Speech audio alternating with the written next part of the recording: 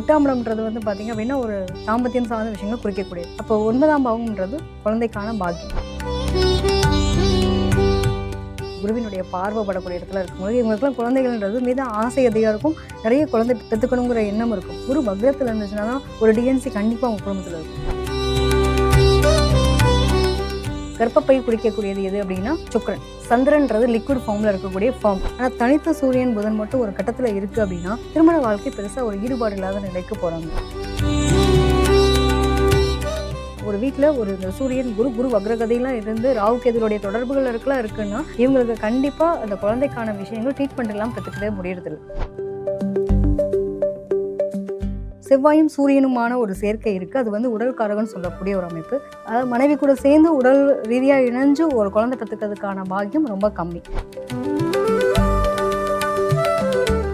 So புதன் எங்கேயாவது கெட்டு போயிருக்கு அப்படின்னா டெஃபினட்டாக ஒரு பேச்சு திறன் குறைபாடு கட்டங்களில் வந்து புதன் இருக்குது அப்படின்னா இவங்க குடும்பத்தில் பெண் சாபம் அப்படின்றது இருக்கும்.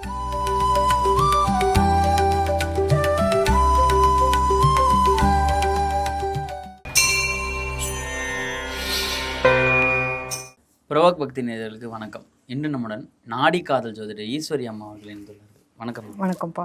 மேம், இன்றைக்கி நம்ம வந்து ஒரு புதுவிதமான டாபிக் என்னென்னா குழந்தை பெறுவதை பற்றி பார்க்கலாம். நிறைய பேருக்கு வந்து குழந்தை வந்து எக்கச்சக்கமாக பிறக்க வாய்ப்பு இருக்குது. ஒன்றுக்கும் மேற்பட்டு நிறையா குழந்தைகள், அதாவது 2, 3, 4 அந்த மாதிரி நிறையா குழந்தைகள் பிறக்க வாய்ப்பு இருக்குது. சில பேருக்கு குழந்தை இன்மை அப்படின்ற ஒரு விஷயங்கள்லாம் இருக்குது. இதை பற்றி சொல்லுவேன். எந்த மாதிரியான கிரகங்கள் சேர்க்கையை வச்சு இது முடிவாகுது? இப்போ வந்து குழந்தை பிறப்பு அப்படின்னு எடுத்துக்கும் போது பார்த்தீங்கன்னா நம்ம முழுக்க குழந்தைக்காரர்கள் நாடியில் பார்க்கும்போது பார்த்தோம் அப்படின்னா குருவையும் சூரியனையும் தான் பார்ப்போம். ஸோ இது ரெண்டு என்ன ஸ்டேட்டஸில் இருக்குது அப்படிங்கிறத பொறுத்து நம்ம பார்க்கக்கூடிய தன்மை. இதே வந்து பாரம்பரிய அடிப்படையில் எடுத்தீங்க அப்படின்னா 5ஆம் பாவகம் குழந்தைக்காரகனாக நம்ம பார்க்குறோம்.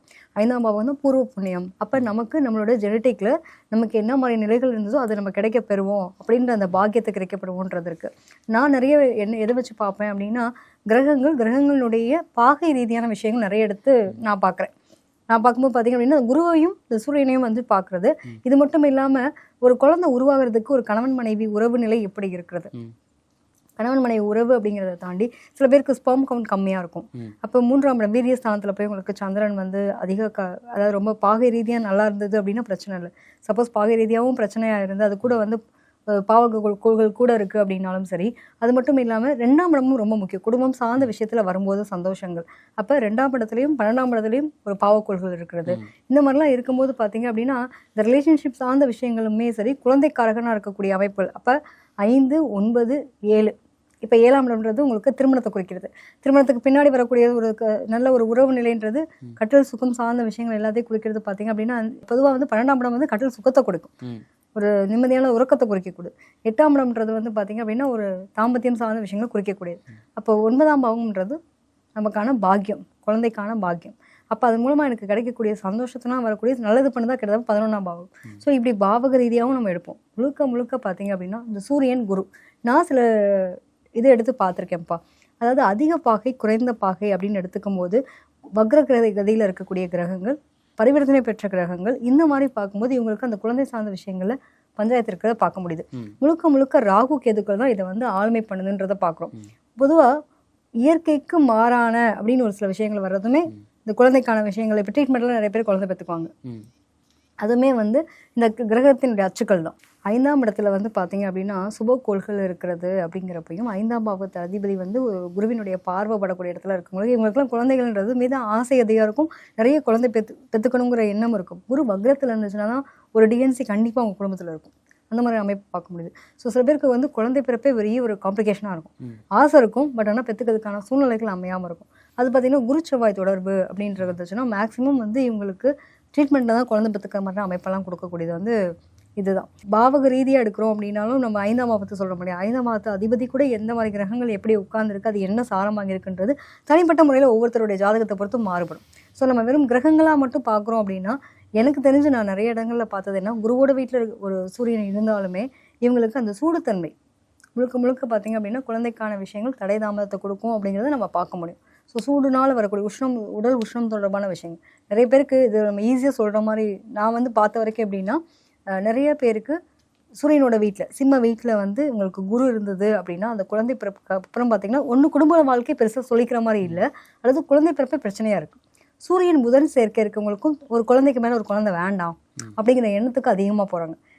பொதுவாக வந்து எந்த கட்டத்தில் வேணால் இருக்கட்டும், சூரியன் புதன் வந்து எப்பயுமே முக்கூட்டுக்கோள்கள்ன்ற மாதிரி தான் நமக்கு வந்து சூரியன் புதன் சுக்கிரன் போகும்.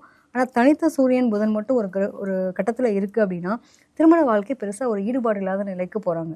அதே மாதிரி 3ஆம் இடம்ன்றது வீரியத்தை குறிக்கிறது. அங்கே என்ன கிரகங்கள் இருக்குன்றது ரொம்ப முக்கியம். செவ்வாய் இருக்கலாம், சுக்கிரன் இருக்கலாம், சில பேருக்கு வந்து பார்த்திங்கன்னா சனி இருக்கும். அந்த மாதிரியான எந்த கோள்கள் இருக்குன்றது ரொம்ப முக்கியம். அந்த கோள்களை பொறுத்து அவங்களுடைய வாழ்க்கை நிலைகள் நிறைய பேருக்கு ப்ராப்ளம்ஸ் இருக்கிறத பார்க்க முடியுது. சில பேரால் வந்து இயற்கையாகவே குழந்தைகள் வந்து பெற்றுக்க முடியும். ஆனால் என்ன பண்ணுறாங்கன்னா இந்த சரகேசி அப்படின்ற ஒரு மெத்தடை வந்து நிறைய பேர் இப்போ ஃபாலோ பண்ணுறாங்க. பிரபல நடிகர்கள் அவங்களாம் ஃபாலோ பண்ணியிருக்காங்க. நம்ம சமீபத்தில் கூட பார்த்துருப்போம். இதற்கு காரணம் என்ன? இப்போ நீங்கள் சமீபத்தில் ஒரு படம் கூட வந்துச்சு, விஸ்வநாத் அண்ட் சன்ஸ் அப்படின்ற படம். அதுவுமே இந்த சரகேசி அப்படின்றது தான் மையமாக வச்சு அந்த கதையும் இருக்கும். இதுக்கு என்ன மாதிரியான ஜாதக அமைப்பு இருந்தால் இந்த மாதிரி சரகேசியில் அவங்க போய் குழந்தை பெற்றுக்க வாய்ப்பு இருக்குது? அதாவது நான் பார்த்த வரைக்கும் பார்த்தீங்க அப்படின்னா இந்த மாதிரியான விஷயங்கள் நடக்கிறதுக்கு நம்ம ஜாதகமும் கிரகங்கள் மட்டுமே காரணம். கிரகங்கள் இல்லாமல் நீங்கள் எதையுமே பண்ணவே முடியாது. முழுக்க கிரகங்களுடைய கட்டமைப்புக்குள்ள தான் நம்மளுடைய வாழ்க்கை அப்படிங்கிற ஒரு சூழல் இருக்குது. பொதுவாக வந்து இந்த குரு வந்து வக்ரகதியில் இருக்கிறது, அதே மாதிரி குருவிலிருந்து 5, 7, 9ஆம் இடத்துல சூரியன் இருக்கிறது. மேக்சிமம் வந்து பார்த்தீங்க அப்படின்னா இது ஒரு விதமான ஒரு நிலையை குறிக்கிறது. அது கூட என்ன கிரகம் இருக்குன்றது ரொம்ப முக்கியம். இப்போ ரொம்ப சூடுத்தன்மையாக இருக்கக்கூடிய இப்போ செவ்வாய் எடுத்துப்போம். செவ்வாய் வந்து அதிக பாகையில் இருக்குன்னு வச்சுக்கோங்களேன். இவங்க லக்னத்துக்கு அது எந்த பாவத்தில் இருக்குன்றது ரொம்ப முக்கியம். ஸோ இந்த மாதிரி ஒரு 3ஆம் இடத்துலலாம் இருந்துச்சு அப்படின்னா டெஃபினட்டாக இவங்களாம் இன்ஜெக்ஷன் மூலமாக தான் குழந்தை பெற்றுக்கக்கூடிய அமைப்பு அப்படின்றது டெஃபினட்டாக வரும். அந்த மாதிரியான ஒரு அமைப்பு நான் பார்த்த வரைக்குமே பார்த்தீங்க அப்படின்னா ஒரு வீட்டில் ஒரு இந்த சூரியன் குரு வக்ரகதையெல்லாம் இருந்து ராகு கேதுடைய தொடர்புகள் இருக்குன்னா இவங்களுக்கு கண்டிப்பாக அந்த குழந்தைக்கான விஷயங்கள் ட்ரீட்மெண்ட் எல்லாம் பெற்றுக்கவே முடியறதில்லை. அதுவும் பார்த்தீங்கன்னா ராகு கேதுன்னா யார் அப்படின்னா இயற்கைக்கு மாறான அப்படின்னு ஒரு அர்த்தம் உண்டு. 5ஆம் இடத்துல வந்து ராகு கேது உட்கார்றது. இவங்கெல்லாம் பார்த்தீங்கன்னா ஊசி மருந்து மாத்திரைகளை தான் குழந்தைய பெற்று வளர்த்துப்பாங்க. அப்போ அது எந்த இடத்துல எப்படி இருக்கும்ன்றது ரொம்ப முக்கியம் இல்லையா? ஸோ 11ஆம் இடம்ன்றது சந்தோஷத்தை குறிக்கிறது. இந்த 8ஆம் இடம்னு சொல்கிறோம் இல்லையா? இப்போ ஒரு கணவன் மனைவி தாம்பத்திய உறவு மூலமாக வரக்கூடிய ஒரு குழந்தை 8ஆம் இடம்ன்றது மாற்று. இப்போ எப்படின்னா நம்ம உறுப்பு மாற்று அறுவை சிகிச்சை நம்ம பண்ணுறோம்ல, அப்போ 8ஆம் இடம் தானே கண்டம் கஷ்டம். ஒரு பக்கம் அறுவை சிகிச்சை எல்லாத்தையும் குறிக்கிறது, திடீர் ஆக்சிடென்ட்டை குறிக்கிறது, எல்லாமே வந்து 8ஆம் இடம் தான் சொல்கிறோம். அப்போ 8ஆம் இடத்துல ஒரு மாற்று தாயார் அப்படின்னு சொல்லுவோம் இல்லையா? ஸோ இவங்களுடைய அணுக்கள் எடுத்து அவங்களுடைய அதாவது ஊசியின் மூலமாக செலுத்தி ஒரு மாற்று விஷயங்கள் மூலமாக குழந்தை பெற்றுக்கிறது அப்படின்னு ஒரு விஷயம் வருது இல்லையா? ஸோ இதுக்கு எல்லாமே காரணம் என்ன அப்படின்னா செவ்வாய். கிரகங்களாக பார்க்குறோம் அப்படின்னா ஒரு 3 விஷயமா எடுக்கிறோம். கர்ப்பப்பை குறிக்கக்கூடியது எது அப்படின்னா சுக்கிரன். சந்திரன்றது லிக்விட் ஃபார்மில் இருக்கக்கூடிய ஃபார்ம், அதை எடுத்துக்கலாம். அதே மாதிரி எடுத்துட்டோம் அப்படின்னா நம்மளுடைய வாரிசை உருவாக்கக்கூடிய சனி. ஸோ இத்தனுடைய தொடர்புகளும் இருக்குது. அப்போ குருன்றது தான் குழந்தை. அப்போ இந்த கிரகங்கள்லாம் என்ன பிளேஸ்மெண்ட்டில் எப்படி இருக்குது, அப்போ அவங்களுக்கு அது சக்ஸஸ் ஆகுமாகாதா? இப்போ எல்லாருமே வந்து ட்ரை பண்ணால் கூட அந்த குழந்தைன்ற ஒரு விஷயம் கிடைக்கிறதா அப்படின்னு பார்த்தீங்கன்னா அதுக்கான கிரகக்கோள்கள் நல்லா இருந்து அவங்களுக்கான தசாபுத்தி செட் ஆச்சு. 12ஆம் இடம்ன்றது விரயம். 12ஆம் இடம்ன்றது விரயம். அந்த விரயம் மூலமாக அப்போ பணத்தை விரயம் பண்ணி ஒரு மாட்டான் தாய் அப்படின்னு நம்ம சொல்கிற அளவுக்கு கொண்டு போகும்போது அந்த பணத்தை கொடுத்து ஒருத்தவங்க வயிற்றுல நம்ம வளர்றது அப்படிங்கிறப்ப இந்த குழந்தைக்கான என்னோட ஆசை நிறைவேறுது. எனக்கு ஒரு வாரிசு வேணும். ஸோ வாரிசுன்றது யார்? சனி. அடுத்த தலைமுறை உருவாக்குறது சனி பகவான். ஸோ அந்த சனின்ற ஒரு விஷயத்த 12ஆம் இடம் விரயத்தின் மூலமாக பணத்தின் மூலமாக அப்போ சுக்கிரனை இறைச்சி. சுக்கிரன்றதுமே கர்ப்பப்பை சார்ந்த விஷயங்களும் சொல்கிறோம். ஸோ ஒரு பெண்ணுக்கு அப்படிங்கிற ஒரு விஷயத்தை எடுத்துக்கிறோம். அப்போ ஒரு மறைமுகமாக ரகசியமாக அப்படின்னு ஒரு விஷயம் இருக்குது. இப்போ யாருன்னு நமக்கு தெரியாது இல்லையா? ஒரு அணுக்கள் எடுத்து சில பேருக்கு நிறைய பேருக்கு வந்து ஃபார்ம் கவுண்ட்லாம் கம்மியாக இருக்கும். பொதுவாக வந்து இந்த குழந்தை பிறப்புக்கான விஷயங்களை நான் பார்த்த வரைக்குமே புதனுன்றது இதில் முக்கியமான வேலை பார்க்குது. நான் சொன்ன இந்த கிரகங்கள்லாம் தாண்டி புதன் ரொம்ப முக்கியமான ஒரு வேலை பார்க்குது. அதாவது புதன் வந்து குறைந்த பாகை அதிக பாகை கூட பரிவர்த்தனை பெற்ற கிரகங்களோடலாம் இருந்துச்சு அப்படின்னாலும் இந்த மாதிரி விஷயங்கள் நடக்குது. அதுவும் ராகு கேது கூட தொடர்பில் இருந்தால் டெஃபினட்டாக நடக்குது. மறைமுகமாக வந்து இந்த ஸ்பாம் சார்ந்த விஷயங்கள்லாம் நடக்கிறதுக்கான வாய்ப்பு டெஃபினட்டாக உண்டு. இது நான் நிறைய ஜாதகம் அனலைஸ் பண்ணதை வச்சு நான் சொல்கிறேன். ஸோ இந்த மாதிரி நிலைகள் நடக்கிறதுக்கு கிரகங்கள் தான் காரணம். அது நல்ல நிலையில் இருந்துச்சு அப்படின்னா டெஃபினட்டாக அவங்களுக்கு அதில் பார்த்திங்கன்னா சனி வக்ரமாலாம் இருந்து இந்த மாதிரி கிரகங்களோட தொடர்புகளாக இருந்துச்சுன்னா 2 குழந்தை பிறக்கிறதுக்கான வாய்ப்புகள்லாம் நிறைய பேருக்கு இருக்கும். ட்வின்ஸாக பிறக்கிறாங்க இல்லையா? அந்த மாதிரி அமைப்பெல்லாம் கொடுக்கக்கூடிய நிலை உண்டு. பொதுவாகவே வந்து ஒரு ஆண் ஜாதகத்தில் எடுத்துக்கும் போது இப்போ நான் ரீசெண்டாக ஒரு ஜாதகம் பார்த்துருந்தேன். அதில் பார்த்தீங்க அப்படின்னா அவங்களுக்கு அந்த பாகை அப்படிங்கிறது ரொம்ப அதீதமாக இருந்தக்கூடிய நிலை. அதாவது செவ்வாய்ங்கிறது உடல்காரகன். செவ்வாயும் சூரியனுமான ஒரு சேர்க்கை இருக்குது. அது வந்து உடல்காரகன் சொல்லக்கூடிய ஒரு அமைப்பு. அதிக பாகை வாங்கியிருக்கு. அப்போ அது சார்ந்த விஷயங்கள் அவங்களுக்கு ரிலேட்டடாக இஷ்யூஸ் இருக்குது. அதாவது மனைவி கூட சேர்ந்து உடல் ரீதியாக இணைஞ்சு ஒரு குழந்தை பெற்றுக்கிறதுக்கான பாக்கியம் ரொம்ப கம்மி. இன்னொன்று 12ஆம் இடம்ன்றத்துல பார்த்தீங்க அப்படின்னா ராகு பெரும் பணத்தை செலவழிக்கக்கூடிய ஒரு நிலை அப்படிங்கிறது உண்டு. ஸோ அவங்க எந்த தசாபுத்தி காலங்களில் எப்படி இருக்குது அப்படிங்கிறது ரொம்ப முக்கியம். ஸோ எந்த கிரகம் என்ன பாகையில் இருக்குன்றதை வச்சு நம்ம அவங்களுக்கான விஷயங்கள் எடுக்கலாம். ஏன்னா ராகுன்றது யோசிக்க முடியாத விஷயம், பிரம்மாண்டம், ரொம்ப நிறைய செலவு பண்ணக்கூடிய ஒரு விஷயங்களை கொடுக்கும். அதில் முக்கியமாக வந்து வக்ரம் பரிவர்த்தனை பெற்ற கிரகங்கள் இருந்துச்சு அப்படின்னா டெஃபினட்டாக அது சார்ந்த விஷயங்களை கொடுத்தே தீரும். சில பேருக்கு வந்து குழந்தை வந்து லேட்டாக பிறக்கும், அதாவது இயற்கையாகவே அவங்களோட பெற்றுக்க முடியும், ஆனால் லேட்டாக பிறக்குது. இதுக்கு என்ன காரணம் ஜாதக ரீதியாக? அதாவது நம்ம சொன்ன மாதிரி தான் 5ஆம் பாவகத்தில் வந்து குரு ஒரு கிரகம் இருக்குன்னு வச்சுப்போமே, முழுக்க முழுக்க குழந்தைக்கான கிரகமே காரக கிரகமே நம்ம குரு தான். அப்போ என்ன சொன்ன மாதிரி நமக்கு சந்திரன் இது என்ன நிலையில் இருக்குது, இப்போ 6, 8, 12லாம் அந்த குரூப்பை உட்காந்தாலுமே இவங்களுக்கு தடைகளை கொடுக்கும். ராகுக்கு எதிர்க்கூட பார்வையோ சேர்க்கையோ தொடர்போ இருக்குது அப்படின்னாலும், சனி வந்து பார்த்தீங்க அப்படின்னா சனி பார்க்குது குருவை பார்க்குது அப்படின்னா மேக்ஸிமம் அவங்க குடும்பத்தில் ஒரு குழந்தை அழிஞ்சதுக்கு அப்புறமா தான் ஒரு குழந்தை உருவாயிருக்குன்னா இவங்களுக்கு மேக்ஸிமம் இருக்குது. இதுலேயும் பார்த்தீங்க அப்படின்னா ஒவ்வொரு ராசி லக்னத்துக்கு தகுந்த மாதிரி சில விஷயங்கள் உண்டு. சில பேருக்குலாம் பார்த்தீங்கன்னா இந்த லக்னத்தில் பிறந்தவங்களுக்கு இந்த முதல் குழந்தை தங்காது அப்படின்னு விதி இருக்கும். சில பேருக்கு வந்து அந்த ஊனமான குழந்தை பிறக்குன்றது இதெல்லாம் வந்து நம்ம ரிசர்ச்சாகவே சொல்லலாம். ஜாதக ரீதியாக பார்க்கும்போதே தெரியும். கம்யூனிகேஷன் ரிலேட்டடாக நிறைய பிள்ளைங்களுக்கு இஷ்யூ இருக்கும், பார்த்துருப்பீங்க. நார்மல் சைல்டாக இருப்பாங்க, பேச்சுத்திறன் குறைபாடு இருக்கும். அவங்களுக்குலாம் பார்த்தீங்க அப்படின்னா இந்த சூரியன் புதன் கூட சந்திரன் இருக்கவங்க வந்து பார்த்தீங்க அப்படின்னா ஓகே, இது வந்து வேற ஒரு வீட்டில் வளரக்கூடிய ஒரு குழந்தையா இருக்குது. சில பேருக்கு அந்த புதன் வந்து குறைந்த பாகை அதிக பாகை வாங்கி பரிவர்த்தனை பெற்ற கிரகமாக இருந்து சனியோட வீட்டிலலாம் இருந்தால் ஏதாவது ஒரு ஒச்சம்னு சொல்லுவோம். ஒன்றும் பேச்சுத்திறன் குறைபாடு, காது கேட்காது, சில பிள்ளைங்களுக்கு வந்து ரொம்ப தெளிவாக பேச வராது. ஸோ அந்த மாதிரி எல்லாமே இந்த கிரக இணைவுகளாக வச்சு சொல்லலாம். அந்த மாதிரி குழந்தைகளுக்கு ட்ரீட்மெண்ட்டில் தான் குழந்தை சப்போஸ் நாங்கள் குழந்தைய ட்ரீட்மெண்ட்டில் தான் பெற்றுக்கிட்டாங்க, ஆனால் நல்லா தான் இருந்தாங்க, திடீர்னு காது கேட்கா போச்சு, திடீர்னு பேச முடியாமல் போச்சுன்னு சொல்லுவாங்க. ஸோ அப்போ வந்து பார்த்தீங்க அப்படின்னா இந்த கிரகங்களுடைய தன்மைகள் ரொம்ப முக்கியமாக வேலை செய்யும். அதுவும் பார்த்திங்கன்னா குரு வக்ரமாக இருந்து நம்ம சொன்ன மாதிரி பரிவர்த்தனை யோகம் பெற்று குறைந்த பாகை அதிக பாகை அந்த கலலை ரொம்ப முக்கியம். புதன் தான் கம்யூனிகேஷன். ஸோ புதன் எங்கேயாவது கெட்டு போயிருக்கு அப்படின்னா அந்த வீட்டில் குழந்தைங்க டெஃபினட்டாக நீங்கள் இதை யார்கிட்ட வேணால் கேட்கலாம். டெஃபினட்டாக ஒரு பேச்சு திறன் குறைபாடு, காது கேட்குற பிரச்சனை, எழுத்து படிக்கிறதுல பிரச்சனை, கம்யூனிகேஷனில் பிரச்சனை டெஃபினட்டாக சந்திப்பாங்க. ஸோ அதனால தான் நம்ம சொல்லுவோம் இந்த மாதிரிலாம் கிரகம் இருக்குது, உங்கள் குழந்தை கல்யாணத்துக்காக வராங்கன்னா குழந்தைன்னு பெற்றுக்கிறதுல கொஞ்சம் பிரச்சனைகள் வரும். சப்போஸ் நீங்கள் கன்சீவ் ஆகிட்டீங்க அப்படின்னா ஆரம்பத்துலேருந்து மானிட்டர் பண்ணிகிட்டே இருங்க. குழந்தைக்கு தேவையான எல்லா வளர்ச்சியும் இருக்கான்றதான் நீங்கள் மானிட்டர் பண்ணி டாக்டர்கிட்ட ஒப்பீனியன் எடுத்துக்கிறது ரொம்ப நல்லதுங்க அப்படின்னு நான் சொல்லுவேன். நம்ம எல்லாம் நார்மலாக போயிட்டு ஒரு 6 மாதத்துக்கு ஒருக்க நம்ம எடுத்தால் போதும் அப்படின்னு நினைக்கக்கூடிய ஒரு ட்ரீட்மெண்ட்டை இவங்க என்ன பண்ணணும்னா அடிக்கடி போயிட்டு செக் பண்ணி குழந்தையோட சவுண்ட்ஸ் எப்படி இருக்குது, ஹார்ட் ரிலேட்டடாக எப்படி, வளர்ச்சி எப்படி இருக்குது, குழந்தையோட வளர்ச்சியெலாம் எப்படி இருக்குது அப்படிங்கிறத டெஃபினட்டாக நான் பார்க்க சொல்லுவேன். பொதுவாக ஒரு அம்மாவோட ஜாதகத்தில் கூட 6, 8 போய் இந்த குருன்ற கிரகம் உட்காந்துருந்துச்சுன்னா கூட இவங்களுக்கு அது பாதிப்பு ஏற்படுத்துறத பார்க்க முடியுது. ஒரு குழந்தைய வந்து ரொம்ப ரொம்ப அதுக்காக ஃபீல் பண்ணி உடம்பளவுலையும் சரி மனதளவுலையும் இவங்க ரொம்ப கஷ்டப்படுவாங்கன்றதை நான் பார்த்துருக்கேன். மேம், இந்த சாபங்கள் இருந்தால் குழந்தை பிறகுதில் வந்து கஷ்டம் இருக்கும் அப்படின்ற மாதிரிலாம் சொல்லியிருக்காங்க. இந்த குறிப்பாக பெண்களுடைய சாபத்தை வாங்கக்கூடாது, அது மாதிரி முன்னோர்களுடைய சாபத்தை வாங்கக்கூடாது, இந்த மாதிரி சாபத்தை வாங்கினா குழந்தைன்றது கொஞ்சம் கஷ்டம், வாரிசு இல்லாமல் கூட போக வாய்ப்பு இருக்குது அப்படின்லாம் சொல்கிறாங்க. இதை பற்றி சொல்லுங்கள். நிச்சயமாங்க, இது 100% உண்மைன்னு நான் பார்த்துருக்கேன். ஏன்னா நம்ம எதையுமே வந்து அனுபவிக்காமையோ இதை வந்து ஆராய்ச்சி பண்ணாமையோ நிறைய வந்து ஜாதகங்களை நம்ம அனலைஸ் பண்ணாமல் நம்ம சொல்லவே முடியாது. நான் பார்த்த வரைக்குமே இது உண்மையிலே மாற்ற முடியாத ஒரு உண்மைன்னு நான் பார்த்துருக்கேன். ஏதாவது எப்படி நாங்கள் ஒரு ஜாதகத்திலே நம்ம ஒரு விஷயங்களை சொல்லும்போது பார்த்தீங்க அப்படின்னா நம்மளோட முன்னோர்களாக இருக்கக்கூடியவங்க நிறைய பேர் வந்து பார்த்திங்கன்னா பித்ருக்களுக்கான வழிபாடு அப்படின்னு சொல்லுவாங்க. என்ன வழிபாடுனா ஒரு ஆன்மா வந்து இந்த உலகத்தை விட்டு போகும்போது அந்த ஆன்மாக்காக பசிக்காகவோ இயங்கக்கூடிய ஒரு தன்மை இருக்கும். வருஷத்துக்கு ஒரு வாட்டி ஏன் வந்து போய் நம்ம தர்ப்பணம் கொடுக்கணும் அப்படின்னு சொல்கிறோன்னா நிச்சயம் நம்மளோட முன்னோர்கள் தான் நம்மளுடைய தெய்வங்களாக இருந்து நமக்கு வந்து வழிகாட்டியாக இருக்காங்க. ஸோ அவங்களுக்கு நம்ம செய்ய வேண்டிய கடமையை செய்ய தவறினால் நம்ம சொன்ன மாதிரி குழந்தை பிறப்பு விஷயத்தில் கை வைப்பாங்க. அது உண்மையிலேயே நிறைய பேருக்கு பார்த்துருக்கேன். உங்களுக்கு பித்ரு தோஷம் இருக்குது அப்படின்னு நம்ம சொல்லுவோம் இல்லையா. சில பேருக்கு பார்த்தீங்க அப்படின்னா வாரிசு அமைகிறதுல பிரச்சனை வரும், சில பேருக்கு கல்யாணம் நடக்கிறதுல பிரச்சனை வரும், கல்யாணம் வரைக்கும் பேசி நின்று போகுதுன்னு சொல்லுவாங்கல்ல, தடையாகுது.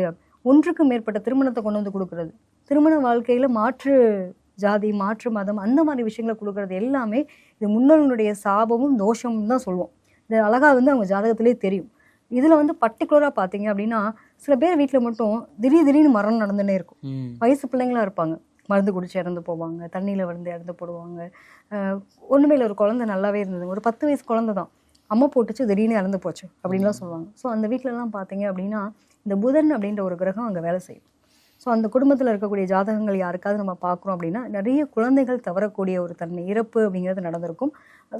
நாங்களே சொல்லுவோம், யாராவது ஒருத்தவங்க தண்ணியிலேருந்து இறந்து போனாங்களா, சூசைட் பண்ணிக்கிட்டாங்களா, மருந்து குடிச்சு இறந்தாங்களா, அப்படிலாம் நாங்கள் கேள்வி கேட்போம். ஏன்னா இதில் வந்து உங்களுக்கு தெரியும் அதுக்கான காரக கிரகம் என்ன அப்படின்னா புதன். புதன் எந்தெந்த வீட்டில் இருக்குது, யார் கூட இருக்குது, எப்படி பரிவர்த்தனையாக இருக்கா, அல்லது வக்ரகதியில் இருக்கா, ராகுக்கு எதோட தொடர்பில் இருக்கான்றதை வச்சு நம்ம கேட்கலாம். பர்டிகுலராக ஈஸியாக சொல்லணும் அப்படின்னா இதை நம்ம ஒரு இதுவாகவே சொல்லலாம்.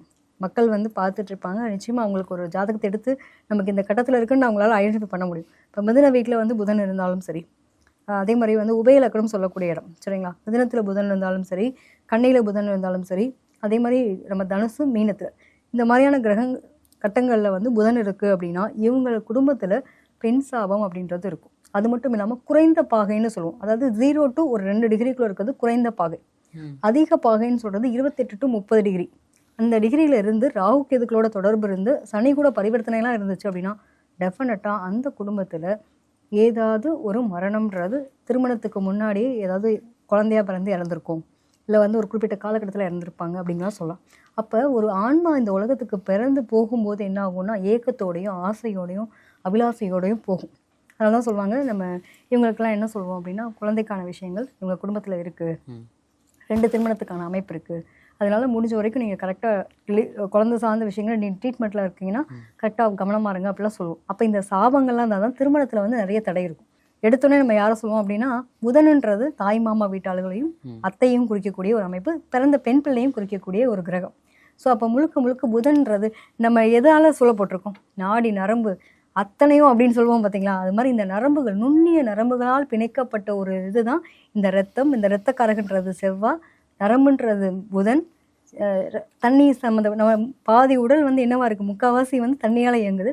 அதில் இருக்கக்கூடிய தண்ணி நீர்ச்சத்துன்றது சந்திரன். முழுக்க முழுக்க உடலே வந்து நமக்கு கிரகங்களாக தான் பாவிக்கப்படுது. ஸோ அப்படி இருக்கும்போது இந்த நரம்புகள் சார்ந்த விஷயங்கள் சார்ந்த தொடர்புகள் தொந்தரவுகள் உங்கள் குடும்பத்தில் இருக்கும். நிறைய பேருக்கு வாதம் வந்து இறந்து போவாங்க, நிறைய வந்து நடமாட்டமே இல்லாமல் ரொம்ப நாள் படுக்கையில் இருந்தாங்களும் சொல்லுவாங்களே, இதெல்லாம் சாபத்தினுடைய வெளிப்பாடு தான், கர்மாவினுடைய வெளிப்பாடு தான். இந்த மாதிரியான அமைப்பெல்லாம் நம்ம பார்க்க முடியும். ஸோ இப்போ நீங்கள் கேட்ட மாதிரி புதன் இந்த கதியில் இருக்குது, இந்த மாதிரியான கிரகங்களுடைய அமைப்போடு சேர்ந்துருக்குன்னா டெஃபினட்டாக இவங்களுக்கெல்லாம் பெண் சாபம்ன்றது இருக்கும். பாவக்கோள்கள் 2ஆம் இடம்ன்றது ரொம்ப முக்கியம். அது மாதிரி லக்னத்தில் வந்து சில பேருக்குலாம் சனி இருக்கும், தன்னுடைய நிலையே அவங்களுக்குலாம் ரொம்ப காம்ப்ளிகேஷன். எப்படா என்னோடய வாழ்க்கை, ஆனால் குறிப்பிட்ட வயசுக்கு அப்புறம் அவரோட வாழ்க்கை வேறு மாதிரி மாறும். ஆனால் என்னென்னா முறைப்படி திருமணம் பண்ண முடியுமான்னு கேட்டிங்கன்னா அதில் ஒரு கேள்விக்குறி வரும். தாண்ட எண்ணத்தை அகற்றணும். சில பேருக்கு வந்து பார்த்திங்கன்னா ரொம்ப லேட்டாக மேரேஜ் பண்ணுவாங்க, அப்படிலாம் ஒரு அமைப்பெல்லாம் அதை கொடுத்துரும். ஸோ சனி எங்கே இருக்குது, இதெல்லாம் ரொம்ப முக்கியமான ஒரு விஷயம். சில பேருக்கு வந்து ஒரு 35-40 வயசுக்கு மேலே தான் வாழ்க்கையில் இப்போ தான் என் கூட படித்தவங்கலாம் கல்யாணம் பண்ணி பையனுக்கே கல்யாணம் பண்ணுற வயசாச்சு, நான் இப்போ தான் கல்யாணமே பண்ண போகிறேன் அப்படின்ற ஒரு நிலை வரும்போதெல்லாம் பார்த்தீங்கன்னா சில பேருக்கு அந்த மாதிரி கிரகங்கள் இல்லாமல் அதை பண்ணவே முடியாது. அப்போ அவங்களோட முன்னோர்கள் எடுத்து பார்க்கும்போது அவங்க அப்பாவுக்கே 35 வயசு தான் கல்யாணமே நடந்துடும். இதெல்லாம் ஒரு அமைப்பு தான். இந்த மாதிரி குழந்தை வரம் இது பிறதுல வந்து நிறைய பேர் தடையாக இருக்குங்க, அவங்களாம் எந்த மாதிரியான தெய்வத்தை வழிபடுறது சிறப்பாக இருக்கும்? நிச்சயமாப்பா, அதாவது ஒரு 3 விஷயங்களை நான் சொல்ல வரேன் பிரிச்சு. என்ன அப்படின்னு பார்த்தீங்கன்னா, முதல்ல வந்து முன்னோர்களுக்கான சாபம் அப்படின்னு இருக்கும்போது வீட்டில் பிறந்த முன்னோர்கள் இருக்காங்க அப்படின்னா இருக்கும்போது முன்னோர்களை மதிக்க கற்றுக்கோங்க. முடிஞ்ச வரைக்கும் அவங்களுக்கான உணவு உடை என்ன தேவைகளோ அதை கரெக்டாக மருந்து மாத்திரையிலேருந்து எல்லாத்தையும் பாதுகாப்பாக கொடுக்கறது ரொம்ப நல்ல விஷயம். சப்போஸ் இல்லாத காலத்துக்கு அவங்களுக்கான அமாவாசை அந்த நாள், அதாவது என்னால் மாதம் ஃபுல்லாக இருக்க முடியாதுங்க, வருஷத்துக்கு ஒரு வாட்டி தாராளமாக போய் நீங்கள் பித்திருக்களுக்கான அதுக்கான ஒரு வழிபாட்டு முறை எடுத்துகிட்டு முடிஞ்ச வரைக்கும் ராமேஸ்வரம் இந்த மாதிரியான புண்ணிய ஸ்தேத்திரங்கள் போயிட்டு அங்கே நீங்கள் பித்திருக்களுக்கான கடன் செய்கிறீங்க அப்படின்றப்போ ரொம்ப நல்ல விஷயமா நடக்கும். அதுவும் பார்த்தீங்க அப்படின்னா உங்களுடைய முன்னோர்கள் ஆதி முன்னோர்கள், ஏன்னா கடல் தண்ணீர் இதெல்லாம் வந்து ரொம்ப முக்கியமான விஷயம். அங்கே போய் நீங்கள் குளிச்சுட்டு அந்த வழிபாடு பண்ணிவிட்டு அவங்களுக்கான விஷயங்கள் நீங்கள் பண்ணிட்டு வரும்போது உங்களோட வாழ்க்கையில் மாற்றம்ன்றது முதல்ல வரக்கூடிய தன்மை. முடிஞ்ச வரைக்கும் காக்காவுக்கு உங்களால் முடிஞ்ச வரைக்கும் எப்போ முடியுமோ டெய்லி கூட வைக்கலாம், இல்லைன்னா வாரத்துக்கு ஒரு நாள் நீங்கள் வந்து சனிக்கிழமையில் வைக்கிறீங்கன்னா இன்னும் பெட்டர். ஏன்னா சனி தான் நம்மளுடைய முன்னோர்களாக இருக்காங்க. அப்போ சனிக்கிழமையில் நீங்கள் காகைக்கு சாப்பாடு வைக்கிறது ரொம்ப நல்லது. அடுத்ததாக பார்த்தோம் அப்படின்னா பெண் பிள்ளையினுடைய சாபம்னு சொல்கிறோம். அந்த குடும்பத்தில் பெண் சாபம் இருக்குன்னு சொல்லுவாங்களே, இவங்க குடும்பத்தில் பாருங்கள் கண்டிப்பாக ஏதாவது ஒரு பெண் தெய்வ வழிபாடு இருக்கும். கொஞ்சம் வயசு பிள்ளையாக இருந்த மாதிரியான வழிபாடு, கன்னிமார்கள்னு சொல்லுவாங்க. நம்ம ஊர் சைட்லாம் பார்த்தீங்க அப்படின்னா கன்னிமாருன்னு சொல்லுவாங்க, தொட்டிச்சின்னு சொல்லுவாங்க. இந்த மாதிரியான வழிபாடு உங்கள் குடும்பத்தில் டெஃபினட்டாக இருக்கும். ஸோ அந்த வழிபாட்டு முறைகளை இவங்க ரொம்ப எடுத்துக்கிறது நல்லது. முடிஞ்ச வரைக்கும் பார்த்தீங்க அப்படின்னா அந்த வீட்டில் பிறந்த பெண் பிள்ளை, இப்போ ஒரு அப்பாவாக இருக்காருன்னு வச்சுப்போமே, அவருடைய தங்கைன்னு இருக்கக்கூடியவங்களுக்கு இவங்க என்ன முறை செய்யணுமோ கண்டிப்பாக செய்யணும். நம்ம எல்லாம் என்ன பண்ணுவோம் அப்படின்னா முதல் தீபாவளிக்கு மட்டும் என்ன பண்ணுவோம், தீபாவளி பொங்கல்னா தலை தீபாவளி தலை பொங்கல்னே நம்ம எப்படி வருஷம் வச்சு அழைப்போம் இல்லையா, நிறைய கூட செய்ய வேணாம், அட்லீஸ்ட் ஒரு ஸ்வீட்டு இந்த வீட்டில் பிறந்த பெண் பிள்ளைக்கு நாங்கள் செய்ய வேண்டிய ஒரு நிலை, இந்த பிள்ளைக்கும் அந்த வீட்டுக்குமான ஒரு தொடர்பு இருக்குன்ற மாதிரி அவங்களுடைய மனம் கோணாமல் ஒரு ஸ்வீட் எடுத்து கொடுக்குறது, ஒரு ட்ரெஸ் எடுத்து கொடுக்குறது, என்ன நல்லா இருக்கியான்னு வருஷத்துக்கு ஒரு வாட்டி கேட்குறது, ஏதோ நல்ல நாள் திங்கனால போய் இவங்களால அவங்க கூட பகிர்ந்துக்கிறதுக்கான ஒரு நிலை இருந்தது அப்படின்னா டெஃபினட்டாக இதனுடைய தாக்கம்ன்றது குறையும்.